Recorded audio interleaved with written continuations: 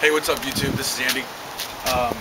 Got all the materials together to build our snake rack. This is my daughter Angelina and Elijah. He's going to be helping me today. Say hi, Elijah. This is for a lot of their snakes actually. So this is my first time building this, so I figured I'd get a good tutorial video and see if it works. And just make sure you guys comment and let me know what you think. So this build is going to be for 58 quart Sterilite tubs. Originally the design was actually for 6 58 quarts and then 8 of the 28 quarts. Unfortunately, I've had a hell of a time finding the 28 quarts, so I ended up changing the design to just doing 10 58 quart tubs. Should be big enough, should be fine. So these are the plywood for the sides. It's a medium grade plywood, so you can find it rather inexpensively. And this is going to be the paint. You're going to go with a water-based. I went with a high gloss for maximum amount of water resistance. And so you want water-based latex exterior paint. This is the interior exterior, so this is one of their highest grade paints there. So just kind of give you a breakdown of some of the different parts and stuff that you're going to need for the build. You're definitely going to want a, I don't even know what the heck they call these things. I got a new one over here too. The corner clamp, yeah, corner clamps. So get a couple corner clamps to get the sides and the top put together and square. I couldn't find my old square, so I had to go get a new one. Part of this stuff initially is going to get a little expensive, but it is what it is. So screws, I'm going with a black. I don't know if you guys noticed, I'm going with the black paint there, so I went with black screws. I'm using 2-inch number 8s, and this is a 5/8 inch plywood. That should be plenty for this build. It's not going to be something you know, super heavy duty like the 3/4 inch PVC plastic racks, but it will get the job done. So I'll be taking some video and some pictures along the way as we get going. Got them all scooped up. Okay, thank you. So part of a good build is making out good plans. I didn't want to take the time and get these onto AutoCAD, so I just basically did a draw up. That is going to be your basic plywood sheet here. It's going to have a 4-foot by 8-foot piece of plywood here. I figured out what the tub sizes were, different tub sizes. You want to have all the measurements out, the different tubs. Now, don't make the mistake I did and assume that the store is going to have the tubs that you want in stock.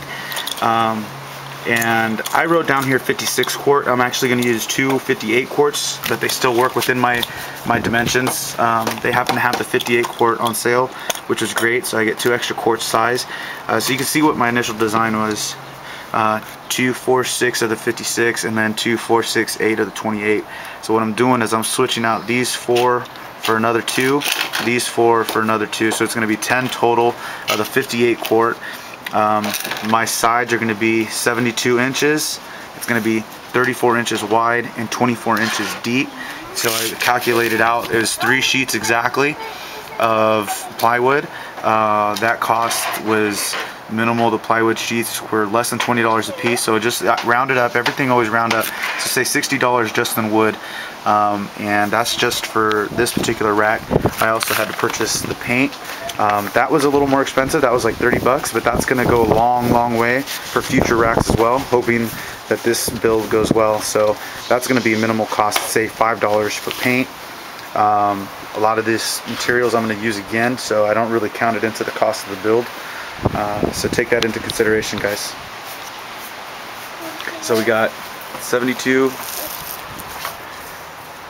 72 inch pieces here by 34 inches wide, and then the shelves themselves, these are 34 inches by 24 inches deep, 34 inches long by 24 inches wide, if you want to look at it that way. I'm thinking in depth though, because that's the depth of the actual shelf itself, okay? So I hope that kind of helps give you an idea of how this build will work. I'll put up some plans too. I'll draw them up a little nicer and I'll add a link so that you guys can actually just use the plans, take it right to the store, have them cut it for you. I mean, if you're a master craftsman, which I am not, then you can do it yourself, but pay the few extra dollars and let them cut it. If they mess up, they make you a new cut. So these cuts are straight as possibly can be based on their machine, which is just an oversized table saw that cuts straight. So I mean, there's no question about it. These things are equal and exact. Well, we'll find out, I guess, as the build progresses, but yeah, just always think ahead.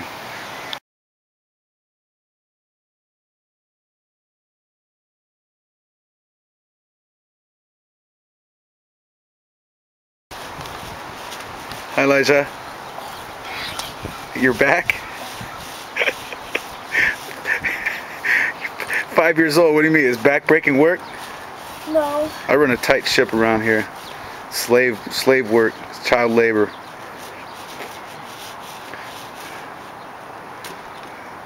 Gotta learn what this world's all about, kid. It's not all about ice creams and cherries all the time. I know. So what you doing here? Painting. What are you painting? What do you think? Oh, the cage. What cage? It's for a cage or a reptile rack?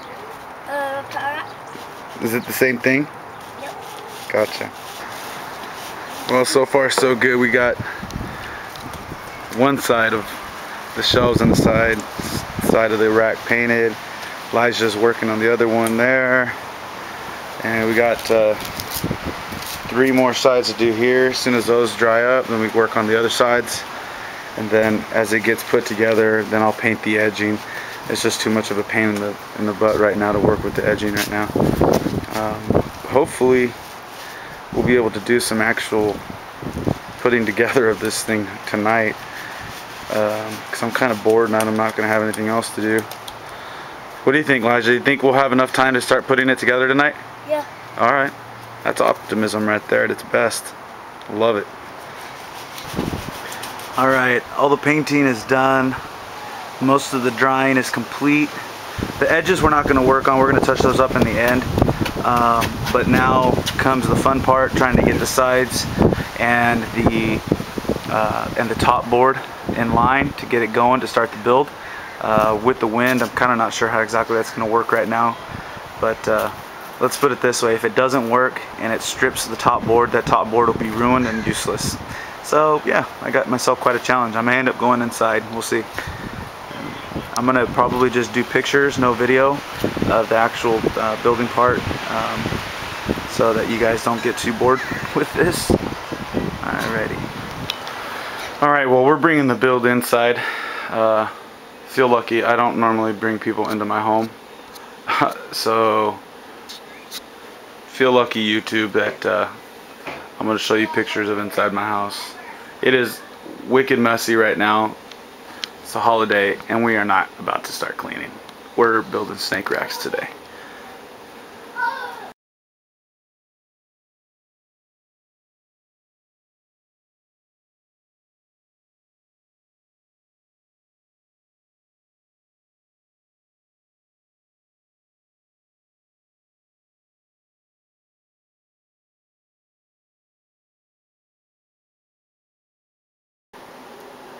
Alright, here's the rack completed. All the edges painted. Looks pretty sharp, if I may say so myself. That high gloss finish is nice, even with the unprimed wood. It turned out quite nice. Only a couple spots that needed to get a little bit extra, but if you give it a nice thick coat of paint, it'll be nice, shiny, glossy. You can see the lights, even though it's just dim, coming through the... Yeah, this is nice. I like it.